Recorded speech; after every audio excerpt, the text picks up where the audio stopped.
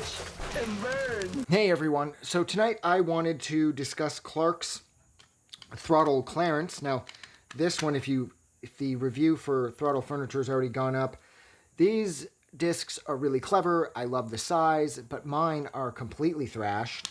And this one is so thrashed that the disc itself keeps falling out. I can't even keep it in there because when I put the two together, there's a gap and it just essentially slides out every time, causing the disc to bounce off and roll around on the floor.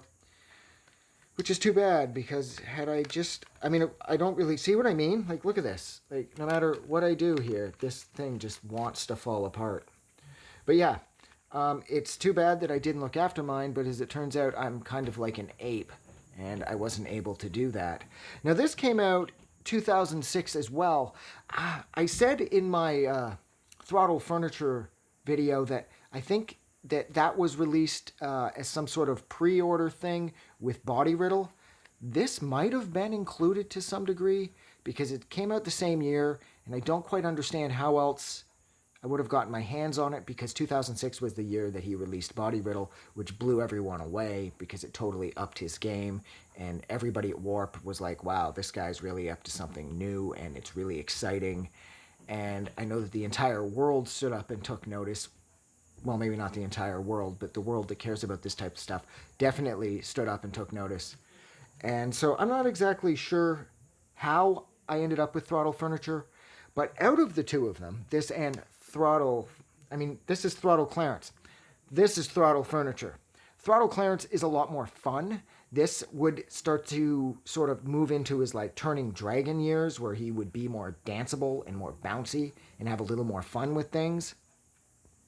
Whereas, like I said, with Throttle Furniture, it was more serious, it was more Body Riddle-ish. But this one is bouncy, it's fun, and later on, it does sort of... Parts of it even kind of echo and kind of have like an Aphex Twin vibe to it, but I don't want to sell Clark short. He's his own person, and I hate how everybody on Warp from this period would inevitably, in some way, get compared to Aphex Twin or Square Pusher, and I really thought that that was unfair, because each of the people on the label had their own sound, and they were busy honing said sound into something completely unique, and they didn't need the Aphex Twin or Square Pusher. They could have existed, they could not have existed, but these people still would have been doing their own thing, completely independent of any kind of influence from those guys, even though Aphex Twin and Square Pusher's influence have been massive. But nonetheless, it does kind of have an Aphex Twin vibe at times, so I probably shouldn't have wasted my time saying all that. But yeah, so I don't think there's really much else to say. Both of these were 20 minutes long. This one has a handful of songs. I believe there's 8 or 9 tracks on Throttle Clarence, and whereas on Throttle Furniture there was only 5. And yeah, so I'm going to go. So thank you so much Yeah, I just can't talk. I don't know what my problem is. I don't know why I'm so completely brain dead right now. And I'm doing my best not to look at the shit spinning on the turntable in the background. So I'm going to go. So thank you so much for sitting with me. You guys are awesome. And if you like this video, do something nice for somebody, because it doesn't take a lot of work and it'll make somebody feel really good.